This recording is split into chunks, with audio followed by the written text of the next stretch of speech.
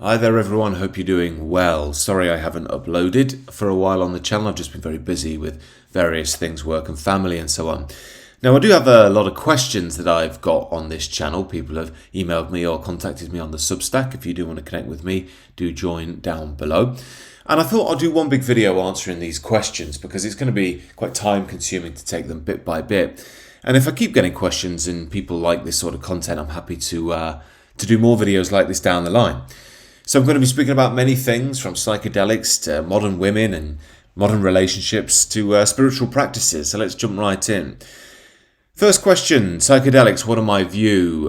This relates to other questions, I guess, which people have asked on spiritual experiences. I think it's quite clear that psychedelics can take you straight to what you could say an awakened state of consciousness, if you will, or just consciousness. And there's no doubt that they really can be very impactful for people. I've known many people who do microdose, or some people who take heavier doses every now and then to, deal with emotional traumas or spiritually awaken and so on. So I'm fully aware that they can be very profound and will directly melt the ego at times and get you in that space of pure seeing, if you will. However, I am drug-free myself. I try and live a drug-free life. And that's because I'm wary of anything which takes you somewhere too quickly, I guess you could say. As well as I've seen psychedelic drugs destroy people as well. So while some have found heaven, others have fallen into hell. I think that's a lyric, isn't it, from the Pogues or something like that, Rainy Night in Soho. But yeah, so that's my concern, really. Was it Jung who said, I think Peterson popularized Jung saying, beware of wisdom you haven't earned in regard to psychedelics. I think there's some truth in that. I had a friend a few years ago who went mad at 18 because he dropped a lot of acid and he thought he was God, and he was in a psychiatric unit for 6 months. Now you can see what happened there. He dropped the acid and he had a experience where he realized God's nature, but he was trying to understand it with his mind, and the mind thinks, I am God. Well, spiritually speaking, God is in you and God is all, yes, but the mind can't understand it, so it turns it into an ego thing. I am God, But in a sense, you are totally connected with God, but that's a topic for another time. The point I'm making is the mind can't often understand the depth of the experience, and it can drive some people mad. So, look, it's not my role to tell people what they should and shouldn't do, obviously, but personally speaking, it's not something I would promote, and I think that you can find the states that people achieve with psychedelics completely with meditation and prayer and contemplation. Now, when you do it that way, it's obviously much safer, but it takes much longer. It's a lot of spiritual work. I think John Butler, the spiritual teacher, says it's a lifetime's work. I think it's different for different people. But if you're drawn to it, I think it's a more of a stable practice. So that would be my take on them. Very, very powerful, can be extremely profound, change people's lives, and be really, really amazing for some people. For others, it'll take them right into hell. So personally, I would err on the side of caution. A girlfriend. Many people ask this question, how do I meet a traditional woman? I live in London, I live in Manchester, I live in New York, I live in Paris, Sydney, whatever it may well be, but people ask this question a lot, and it's not an easy one, because let's be honest, women don't tend to be traditional in this day and age, and if I'm really honest, the ones that are tend to be a bit weird. That's just the harsh truth. If you go to a church, you'll find that a lot of people there are quite sheltered. They're not going to be the sort of expansive people who are open-minded and so on. They almost go to church because it's very safe. And I've been to churches before and just felt like a lot of these people almost seem almost autistic in a way. And I'm not criticizing them. They're doing what they have to do, and good for them for finding their faith. But you can sense that it's almost a place to shelter from the cruelty of the world. You can kind of get that vibe. So what do you do? Well, I think the advice I always give, and the advice I followed in my life, was you have to understand you're never going to get this perfect trad woman, who cooks and cleans and, loves masculinity and is Christian and all this sort of stuff. That's going to be super rare. I mean, maybe, I don't know, somewhere in America, maybe in the Bible Belt, you can still find that. But you're not really going to find it in modern Europe. But you can grow with someone. And I think that's what you need to be looking for. You need to come to peace with the fact that this magical trad woman doesn't really exist. And if she did, you probably wouldn't want her anyway. But you've got to work with what's there. And I think the key things to be looking at is, does she hate her father? That's a big one. If she hates her father, that hate will come out on you eventually. And she'll probably hate masculinity in the West as well. So that's a big one. And I'm not saying that she has to be perfect. Like, we all have challenges with our parents and close ones and all that. The point is that, is she really unwell with it? You know, and you can sense that. I mean, I dated a girl, an actress in London, who said she'd never forgive men for what they've done. You know, radical feminist. And like, she was a sweet girl, but I knew at that point, I was like, there's no way that this can work. You know, she's just too poisoned. It's like me if I said, I hate all women, like those sort of hardcore red pill guys, you know. You're never going to be happy if you have that attitude. So the first point I'd make is, you know, no excess hate, no excess feminism, and that just open-mindedness to other point of views. Women are most likely going to be liberal by nature, and that's all right. That's how they are anyway. You know, I've spoken about it a lot on the main channel. Broadly speaking, right wing is masculine, left wing is feminine. You know, broadly speaking, of course, it's not perfect, but, you know, the compassion stuff, it tends to be more feminine. And if you look at voting patterns, women always tend to vote left, men vote right, when are oriented around boundaries and order and so on. And that's okay, you know, that in and of itself is all right. It might not play out well in the Western world politically, but what I'm saying is, of its nature, women leaning towards compassion is fine. It's natural. But again, I think what I'd be looking for is she militant in that, you know? And if she's not, then great. She can still have a lefty views or whatever. It's just if she's not militant. And the point is that you're open to someone who can grow and change, you know, with you.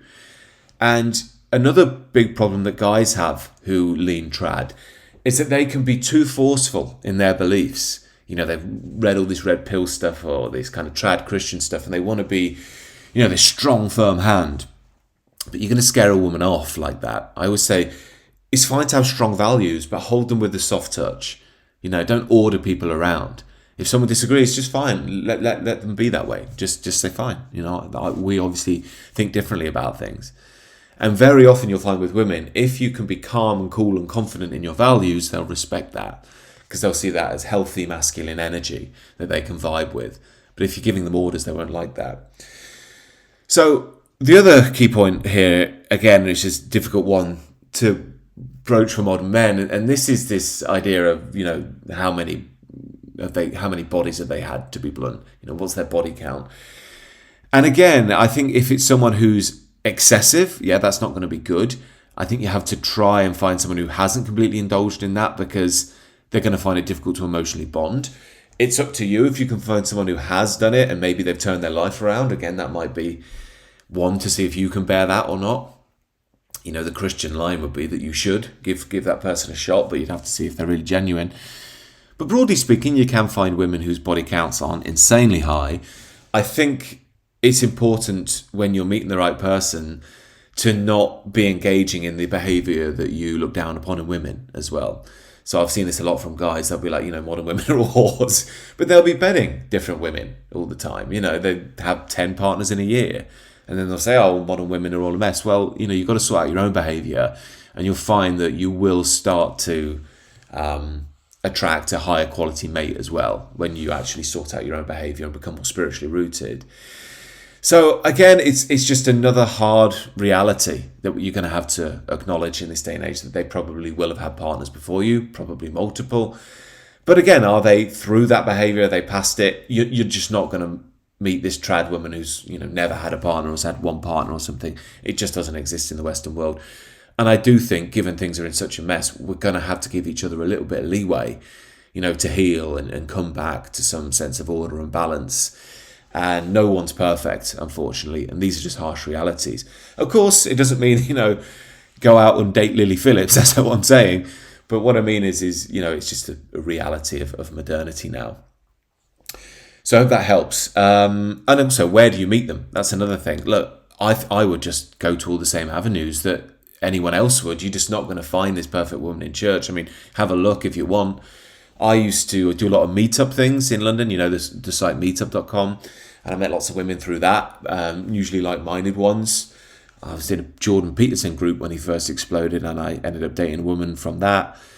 I did all sorts of spiritual things, meditation groups, all sorts of stuff, but it's a good way to meet women, I found, and normally higher quality than using the apps. But also, I mean, I'm a bit of a believer in, I wouldn't say pickup. I think pickup can be a bit dark and seedy, but I did indulge in it at one point, and I found learning to talk to women was really helpful, and it was really a really good tool of personal development. So I would advise that you do learn this. Again, I wouldn't go on the creepy side of it, where you're basically just following women around train stations in London. What I mean is, it's just learn the skills to talk to women. So when you are in that coffee shop, or you are, chatting to a friend of a friend or whatever, you're confident. You know that you can talk to women. You're relaxed. You can drop a few jokes, and you can ask her out. And I found just that alone will improve your chances massively with women. But you have to, practice the calm, cool confidence stuff. Another question that comes up quite a lot, people saying they really are drawn to religion and spiritual practices, but where do they go? They go to a church and it's very lightweight. Some of the aforementioned issues I mentioned might be there. And let's be honest, sometimes it's just really woke at modern churches. It's Christianity hijacked by liberalism. On the flip side, it might be the more sort of conservative churches, but they're very old worldy, I guess you could say now. It's of a bygone era. And there's no simple answer to this, but I think we have, as men of this generation, to look to the spiritual reawakening that's going on and realize that by its very nature, it's chaotic. And really, Christianity has always been quite chaotic. I could be guilty perhaps of painting a picture of the past where it was always, this very orderly society. And in a sense it was, but it was never perfect. It's always chaotic, and people are always implementing their own views and getting upset and angry about people who disagree, a slightly different denomination or whatever. But what I'd say is begin with your own practice. Read the people that you admire. Watch YouTube videos of characters that you really like, and maybe even join the Substack with me, and I'm trying to build a community there of spiritual men who are interested in spiritual and masculine initiation, the deeper side, the real death and rebirth stuff. And I'd advise that you follow them and maintain, if you can, a practice with the tradition, your local church, or whatever it is that you actually follow. But we're going to have to add in the extra bits because no one else is going to do it for us. It's just a harsh reality. I will go to my local church, big occasions and so on. But broadly speaking, I have my own practice, and I have several friends who I would say get it, quote unquote, when it comes to the spiritual thing, that I will talk about this stuff with and connect with. And if you need that, as I say, do join the Substack. So I think it's going to be a little bit of finding a tradition you admire, but you're going to probably have to go deeper than what a mainstream church can offer, because they're just not going to offer that much. And sometimes they're just out and out corrupt, So it really is forming our own practice. And this is an exciting time. That's the other thing. View it positively. This is a time for learning and reawakening and going deeper into what, faith is really about and spirituality is really about. And keep inquiring, keep learning. And I do believe, in 10, 20 years with the state of the West, men like that are going to be sorely needed because they're going to be leading lights, for a lost generation. Another question, I speak a lot about the importance of fathers, making peace with your father. I mentioned that with regards to women. I think it's imperative. If you don't make peace with your father, you will have anger towards the world. A father-son relationship is a spiritual relationship. And I'm not saying that you have to, well, this is the core of the question really, which is, use some bad language, but let's just say, what do I do if my father is a D word? Now, it's a good question, this, because I don't want to imply that you're making peace with your father to accept bad behavior, or maybe he's betrayed you or abandoned you, or has just been a really cruel guy. It's not saying that behavior is okay, but you still have to come to peace with him. So what you do if your father has behaved very badly is, first of all, whatever work it is you have to do to come to peace with the pain that he's left inside of you. I've said it before in videos that when it comes to any inner pain, we feel this sense of twisted justice by remaining resentful and angry towards someone. But in reality, we're just carrying this poison around all the time that's actually harming us. So it's almost we get double the effect of whatever abuse we've had to endure. So let's just say your father beat you all the time as a kid. Well, you had to endure the emotional and physical pain of that, but now you're paying for it again by carrying around the anger. And maybe this is very common these days. That also translates into, radical political beliefs. A lot of radical leftists have a lot of trauma. Not all of them, but a lot of them do. I mean, I did when I was embracing left-wing ideas. I realised didn't have peace towards my father, an elder brother who died actually in later life. But after he died, I had to come to peace with all of this. And when I did, I found my constitution towards life was just much better. I just felt more at peace. So we do have to deal with whatever's making us angry first. Now, if you can connect with your father, that's great, but it doesn't mean this Hollywood, I love you, father, I love you, son. That's not what we're saying. The point is that you try and make peace with him where you can. So maybe, I don't know, he likes golf or something. Well, maybe you can go play a round of golf with him and talk about the football. If that's all you can do, that's great. You just need that simple bit of connection. And then you need to understand, well, what can't he give? And then you need to try and fulfill that with other male elders, spiritual figures, God the Father, and so on. Maybe that he doesn't show you love or guidance. Well, you need to find those figures that can actually do play that role for you. But it's vital to try and come to peace with your father. Even if he's just been a massive abuser, you've got to come to peace with his abuse. He's an unwell person, work through it, and then just let it go. Maybe in your experience that you can't have a relationship with your father because he's just too unwell, but you need to come to peace with him because it's going to torture you, and you will pass on that pain to your descendants as well. Whether you know it or not, it will be a subconscious thing. So again, the point of making peace with your father isn't to have a magical relationship. That happens for a minority of people. If it can happen, great.